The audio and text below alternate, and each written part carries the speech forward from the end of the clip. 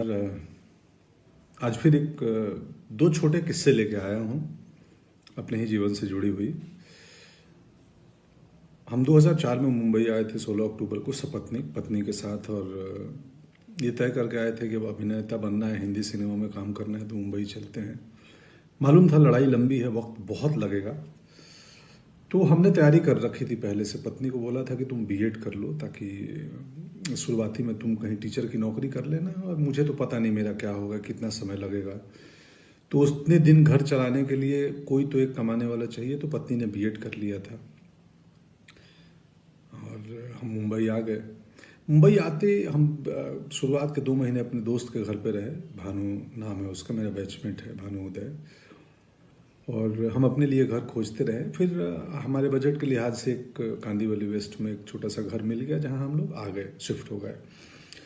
2 महीने बाद फिर शुरू हुई बात नौकरी, पत्नी की नौकरी खोजनी है। तो क्लासिफाइड अखबारों में आते हैं ना, सो उसमें खोजते थे हम लोग टीचर्स की वैकेंसी कहाँ है, और पढ़ते थे। अब हमें करना उस इलाके में जहाँ हम रह रहे हैं, कांदीवली, मलाड, अंधेरी। अब टाउन में नहीं जा सकते या दूर, तो निकले नहीं, कहीं वैकेंसी मिलती नहीं थी। तो हमने बोला, बायोडाटा मेरी पत्नी बना के रखी थी, तो मैं बोला यार एक काम करो, तुम बायोडाटा बना ली हो तो जितने अंधेरी मलाड के स्कूल्स हैं ना हमारे आसपास, जहाँ हम चाहते हैं, कन्वीनियंट है, वहाँ चल के हम बायोडाटा दे आते हैं।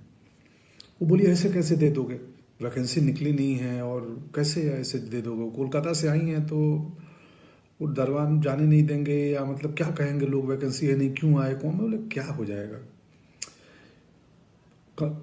क्या होगा, ज़्यादा से ज़्यादा ये तो नहीं बोलेंगे ना कि यू आर अंडर अरेस्ट, आप अंदर आए कैसे, चलिए जी आप गिरफ्तार होते हैं, अब चलिए थाने।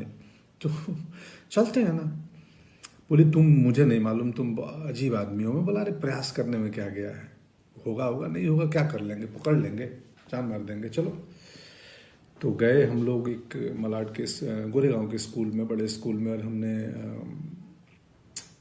दरवान पूछा क्या है, गार्ड ने बोला नहीं रिसेप्शन पे मिलना है, कुछ जानकारी लेनी है, यहाँ लिख दो।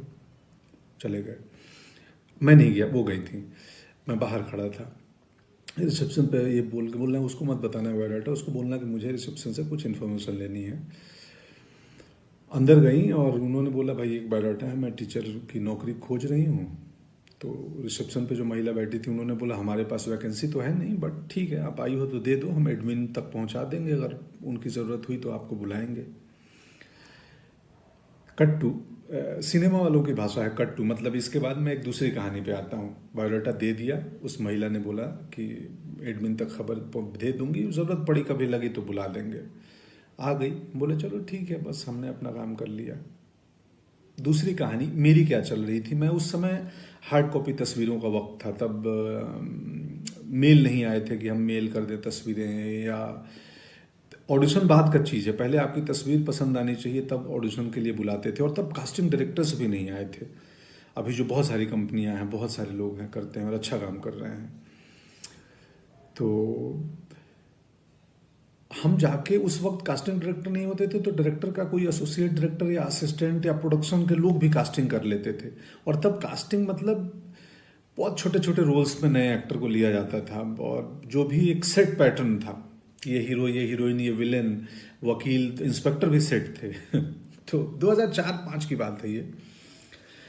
तो मैं जाता था दफ्तर में, दरवान रोक दे, कहीं बड़ी कंपनी किसी फिल्म ऑफिस में गया, तो मैं बोलता था कि यार मेरे को, बोला किसने बुलाया है, मैं बुलाया नहीं, मेरे को ईश्वर जी भेजे हैं कि वो राहुल, रवि, जो भी नाम है उस एसोसिएट की, उनसे मिलना है, ईश्वर जी भेजे हैं। बोला अच्छा। वो फ़ोन करे कि भाई कोई आए हैं, पंकज नाम है, ईश्वर जी भेजे हैं। तो बोले अच्छा कौन, भेज दो भेज दो, मिलता हूँ, देखता हूँ कौन। या अंदर पहुँच जाए, छोटा दफ्तर हो, रिसेप्शन तक पहुँच गए सीधे, तो फ्रंट डेस्क पे जो भी रिसेप्शन पे महिला बैठी हैं, जी हाँ क्या। मैं बोला वो एसोसिएट डायरेक्टर से मिलना है। तो किसने भेजा है आपको, कैसे आए हो, क्या है रेफरेंस। तो मैं तो बोलता था वैसे ही आया हूँ, लिफ्ट से आया हूँ अभी बस ऊपर। नहीं नहीं नहीं, यहाँ भेजा किसने है। मैं मतलब वो ईश्वर जी भेजे हैं बोल के उनसे। ईश्वर जी, बोले हाँ बता दो ना उनको, वो जानते हैं। तो ईश्वर जी भेजे हैं, कोई पंकज आया है कास्टिंग वाला। बोले चलो आता। तो या तो कास्टिंग वाले निकल के आए, या मुझे अंदर तक भेज दी जाए। मेरे पास कास्टिंग वाले आए, बोले हाँ जी बोलिए बताइए आप। तो मैं बोला जी मैं एक्टर हूँ, और ये मेरी तस्वीर है, और मुझे पता चला आप कास्टिंग कर रहे हो। तो बोला ये बट ये ईश्वर जी कौन ईश्वर जी भेजे हैं वो प्रोडक्शन में या कुछ कॉस्ट्यूम या किस डिपार्टमेंट कौन से ईश्वर जी। मैं हंस देता था, बोलता था वो ईश्वर जी जो उधर बैठे हैं जो सबको भेजे हैं दुनिया में। तो कई लोग हंस देते थे, ये 2-4 बार ही हुआ, अक्सर नहीं हुआ है ये किस्सा। कई लोग हंस देते थे और बोलते थे यार बढ़िया सेंस ऑफ ह्यूमर है या बढ़िया अप्रोच है तुम्हारा, लाओ तस्वीर दो, कहाँ से एक्टिंग सीखे हो, क्या किए हो। एक आध नाराज भी हो जाते थे। 2-4 बार किया था ये। मुझे मेरे दोस्त आज ही फोन आया था दिन में हेमंत का, तो उन्होंने बताया कि यार तुम याद है तेरे को तो ईश्वर जी बोल के कहीं घुस जाते थे कि ईश्वर जी भेजे हैं।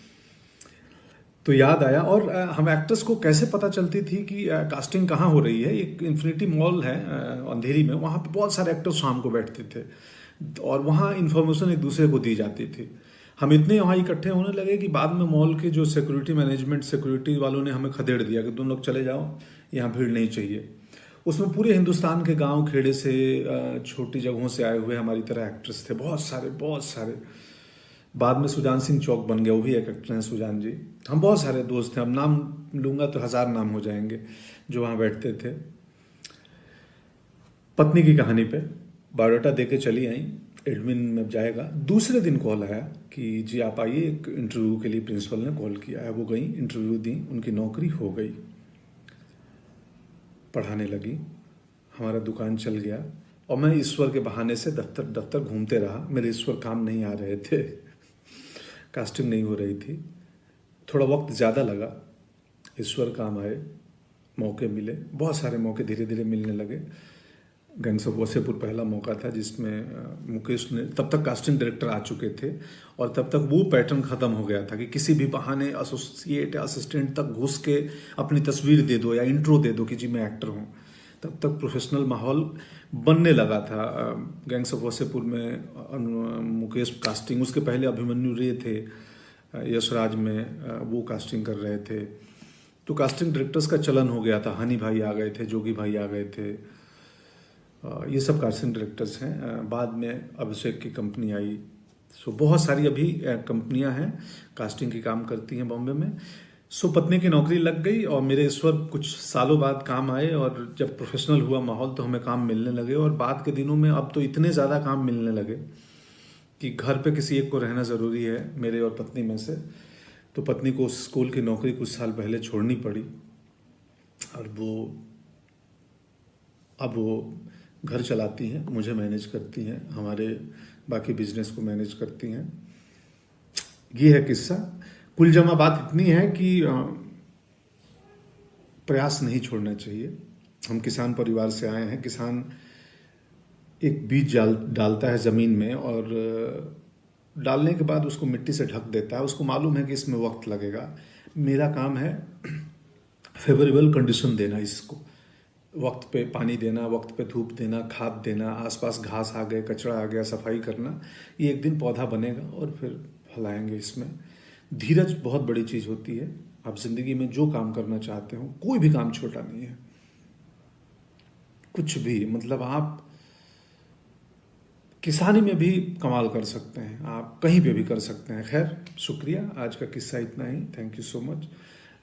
कोरोना से डरना नहीं है, लड़ना है। लॉकडाउन को गंभीरता से पालन करें और बाकी उपाय हमें मालूम ही है। हाइजीनिक मेंटेन करें, एक फिजिकल डिस्टेंसिंग मेंटेन करें। अगर ज़रूरत हो, एसेंशियल चीज़ों के लिए बाहर निकलना पड़ रहा है तो, और बस यही है। शुक्रिया।